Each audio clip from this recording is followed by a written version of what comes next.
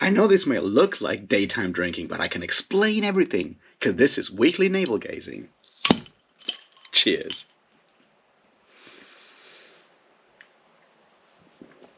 Welcome back, everybody. This is the time when I talk about what I didn't do last week, what I didn't read last week, what I plan to not read this week, and what I plan to not do this week, or something of the sorts. My usual looking back at the week and stuff. And let's start with the positives, which is, I guess, the reading. See, I did read some stuff. They mostly read the Terry Pratchett biography, Terry Pratchett, A Life with Footnotes by Rob Wilkins, and it's a fantastic read, and we'll talk about it later as well. And then I realized that I had forgotten too much from reading Endymion like a week ago. So I reread it. Yeah, that wasn't really fun either, I know. It was stupid, but, this time I took notes, so I am more optimistic there. Wonderful, isn't it? So yeah, that's mostly my reading. I did read some, Discworld on the side, as I always do, and, yeah, obviously I finished Snow Crash, and, that's a cool book, and I still need to figure out whether I want to make a video about it. We'll see. So, there you have it. I read Endymion again, and I read Terry Pratchett, A Life with Footnotes. And now I need to figure out what to read this week. We'll get to that in a moment. Look, videos weren't much better either, because I only made one video, and it came out yesterday. My discussion of Epic Pooh by Michael Moorcock and its context, which has been a long time coming.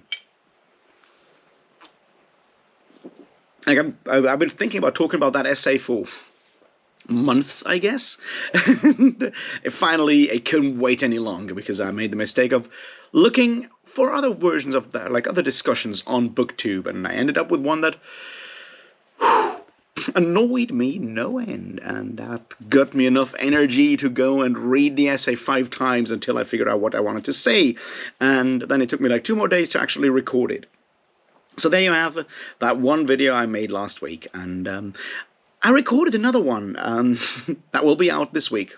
So that's where we're going with this. I did record a long conversation yesterday with Derry from Derry's Read It Before on the Terry Pratchett biography.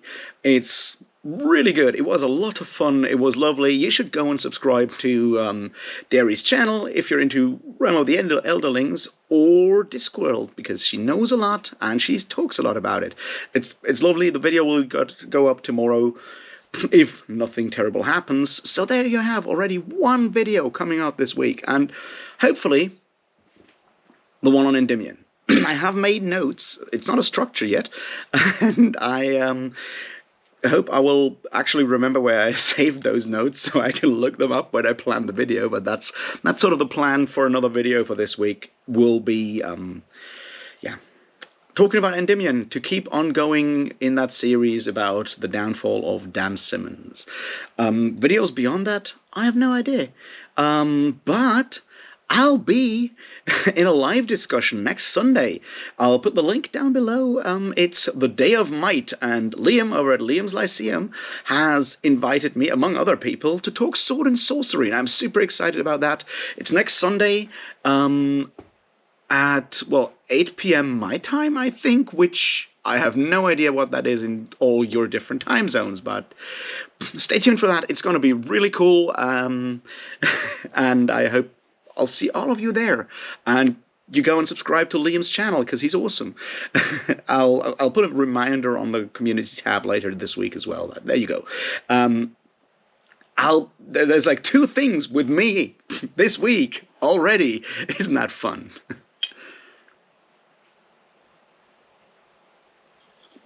Now, beyond that, I don't know. I have a vague idea to talk about something that came up as a side thing from that Michael Moorcock video, and that will be discussing China Miéville's views on Tolkien, and one specific aspect there that I personally found really interesting. And I think we can make a lot out of that, and that's world building. Because there's something important there with world building that we should probably look at more. And I feel like I've mentioned that before, but maybe I didn't, so we'll see how all of that works if I get inspired or not. And that brings me to reading. It's like, yeah, I'll probably read Rise of Endymion this week. But I wanted to wait with that one until I've actually recorded the Endymion video, which maybe I'll manage to do that today or tomorrow. We will see. But yeah, if I approach it the same way that I approach the Hyperion and Fall of Hyperion videos, it may take 1 or 2 days for me to actually have a version that I'm happy with. So we will see how that goes. And then I'll start reading or rereading Rise of Endymion. I started it already, and then I'll better start from the beginning, because it's not that good, but there's important things happening there that I should probably also make notes on. So that's a plan for reading this week. Later on, like in 2 or 3 weeks, I will be reading The Darkness That Comes Before by R. Scott Baker, because it looks like I'll be in a discussion with other fantastic booktubers that are much bigger than me and much smarter than me and all of these other than me. So I'll believe it when it happens. I'm really excited. I will finally get to read R. Scott Baker. I suspect I'll have words on it and thoughts on it. We will see. But until then, I'll probably just keep reading Dan Simmons. Maybe I'll also swoop into something else. I have The Luminaries, another one of those like Booker Prize winning books, and I forgot the author's name, her name again, because I'm not good with names and stuff, but it's something that I know 2 people really want me to read, and it looked pretty cool. And after I really, really, really loved that Brief History of 7 Killings by Marlon James, I figured maybe this one will be also fun for me. It's historical New Zealand 19th century weirdness, I think. So maybe I'll put that one in, pretend to, know what I'm talking about, and pretend to literary fiction airs. We will see. It's a distinct possibility, or I'll just sit here and reread the same Discworld novel again and again, which at the moment is Nightwatch, just out of pleasure, because I didn't want to commit to reading Carpe Jugulum yet, because the discussion for that one has been moved to, I assume, next week, so I'll read that one at some point this week as well. But it's a short one, it's a Pratchett. So that's sort of my non-existing reading plans. I also found out that, like, next week, there's a new Cormac McCarthy novel, and you're gonna laugh at me not knowing shit about which books are released or not until they happen. But yeah, I am obviously super hyped about that one. I'll see whether I can get it on release or have to wait until like sometime later. I mean, it's a double with The Passenger and Stella Maris, which will come out in December. So maybe I'll wait until both are out and read them in one go. I don't know. We will see. It's all, ideas at this point.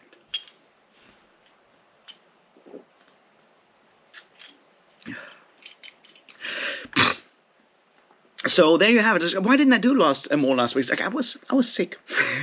Actually, my voice is still kind of rough, and I may have caught, either just a cold, or lingering cold, or something a bit more harmful. And there's all kinds of chances. I did go to a couple of bars the week before, and there's always a chance of catching something plague related that way. But then I also went to the gym and stood out in the cold afterwards in just my t-shirt, because I was too toxically masculine to put on my jacket.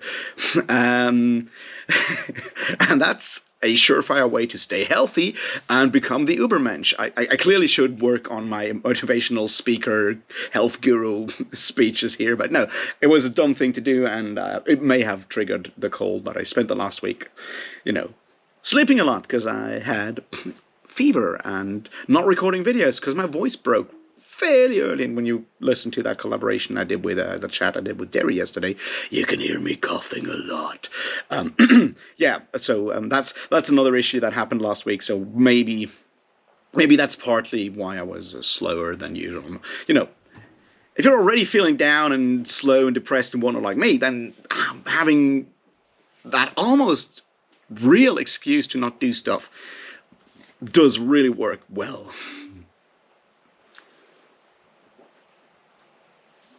So we'll see how that works. Anyway, I just wanted to say once again, I'm really happy about the discussions under the Winnie the Pooh, the Epic Pooh video down there.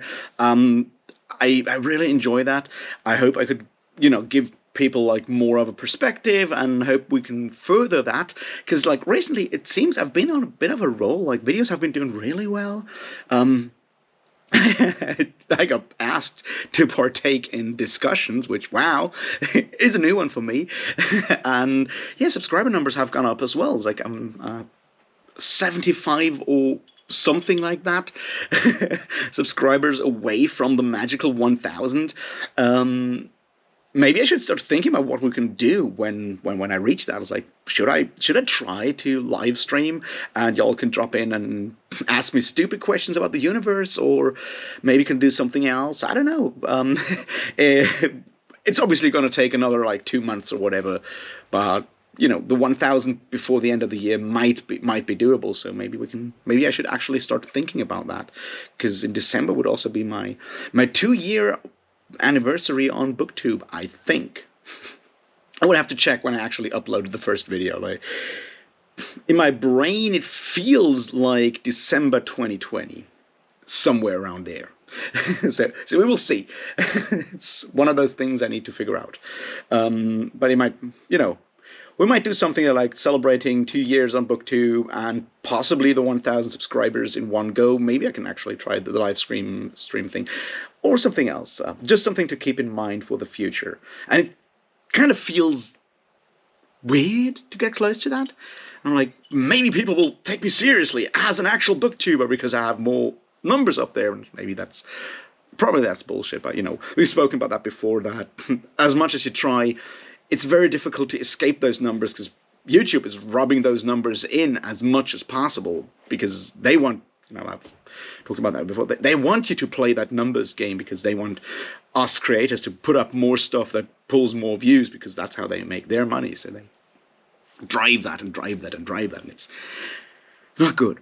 Of course not, but it's hard to move away from that. Luckily, I obviously have such few numbers and such small views and whatnot that doesn't come across that much, right? It's like YouTube's not making money through me, I assume. I guess it's easier for me at the moment. So we'll see. It's one of those things. Books to read, videos to make. Hopefully some good will come of it. Maybe I'll actually figure out how to live a life this week. Stranger things have happened, but not many. And maybe I'll read The Luminaries and feel super smart for once. And we will see. Anyway, let me know what you did last week. Let me know what you plan to do this week. If you have like anything else you want me to talk about, want me to read, whatever. I'm always open to suggestions. I might ignore them, but see, I feel we're starting to get somewhere where I can recognize the same people commenting over and over, and we're getting to, I don't want to call it a community, but feels good. So I'm not asking just to get your engagement, which fuck engagement really, but I'm really curious what people are reading, what people are doing, and where this will go in the next couple of days. So yeah, have a great week. Read something cool, do something cool, and I'll see you very soon with more stuff. And don't forget to tune into that live stream on Sunday. It's the Day of Might, and you don't want to miss that. Cheers.